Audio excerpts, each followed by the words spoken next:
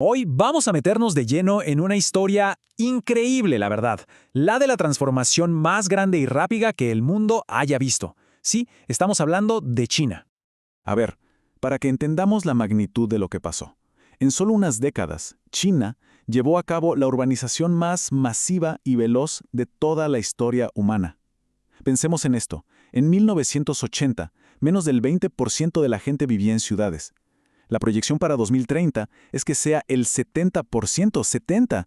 Estamos hablando de un movimiento de casi 1.000 millones de personas. ¿Y todo esto cómo empezó? Bueno, todo arrancó con una decisión clave allá por los años 70. La meta era convertir a China en una superpotencia económica global. Y el plan, bueno, el plan era simple en su idea, pero increíblemente audaz en su ejecución. Construir ciudades, muchas ciudades, a una escala que nadie había intentado antes. Así que se pusieron manos a la obra. El país entero se lanzó a una serie de proyectos de infraestructura gigantescos. O sea, cosas que literalmente remodelaron el paisaje en una sola generación. Hablamos de una escala tan, pero tan monumental, que básicamente redefinió lo que se creía posible en el mundo de la construcción. Pero ojo, no se trataba solo de hacer crecer las ciudades que ya existían, no, el plan era mucho más ambicioso. Se trataba de crear metrópolis enteras, de la nada, desde cero. ¿Cuántas? Más de 500 para ser exactos. Una locura, un testimonio increíble de la escala de este proyecto.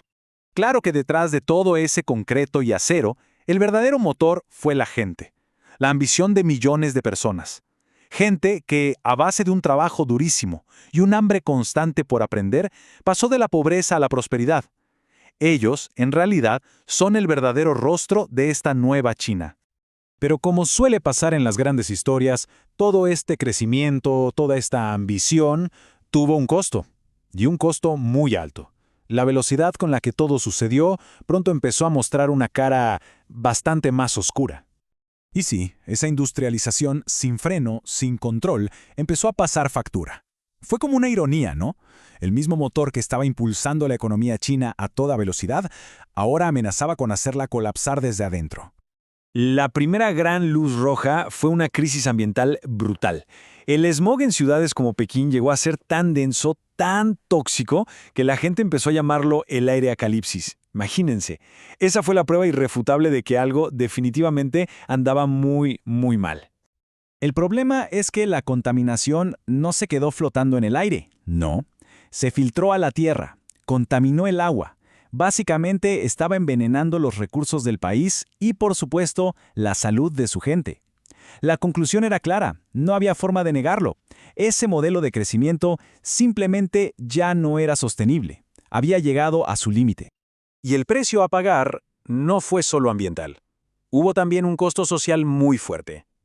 El mismo motor de todo esto, esa migración masiva a las ciudades, estaba rompiendo el tejido social. Familias que antes eran súper unidas, comunidades enteras, de repente quedaron separadas, desconectadas por la distancia. Entonces, frente a esta doble crisis, la ambiental y la social, China tuvo que hacer un giro de 180 grados. Y lo hizo. Declaró literalmente una guerra contra la contaminación.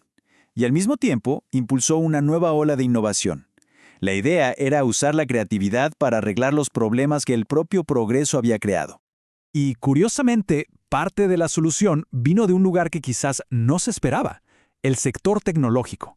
De repente, aplicaciones como WeChat empezaron a usar la tecnología no solo para negocios, sino para reconectar a la gente.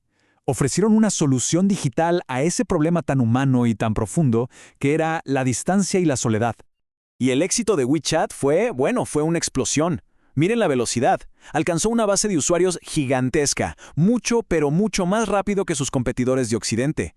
Esto demostró algo clave, la increíble capacidad de la innovación china para crecer a una velocidad de vértigo.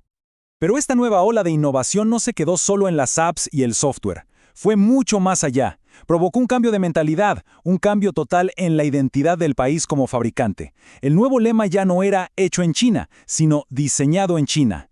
El foco ya no era solo fabricar, sino crear. En centros neurálgicos, como la ciudad de Shenzhen, el motor de esta nueva economía creativa fue algo que conocemos como código abierto, o sea, una cultura de colaboración. La nueva clave para avanzar era sorprendentemente simple: compartir ideas, compartir tecnología. Y este enfoque Este de colaborar lo cambió todo.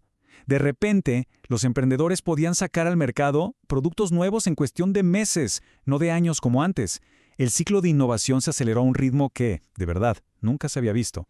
Y hoy, la ambición de China, bueno, ya no tiene que ver solo con la Tierra. Ahora están mirando hacia las estrellas. Están apuntando al liderazgo científico mundial con proyectos que son francamente monumentales para explorar nada más y nada menos que los orígenes del universo. Así que todo este viaje, desde la construcción masiva hasta la innovación masiva, ha creado una nueva fuerza global, una China completamente transformada. Y esto nos deja con una pregunta clave para el futuro de todos. Con casi 1.000 millones de nuevos consumidores con nuevos hábitos, la pregunta es, ¿cómo va a impactar todo esto al resto del mundo?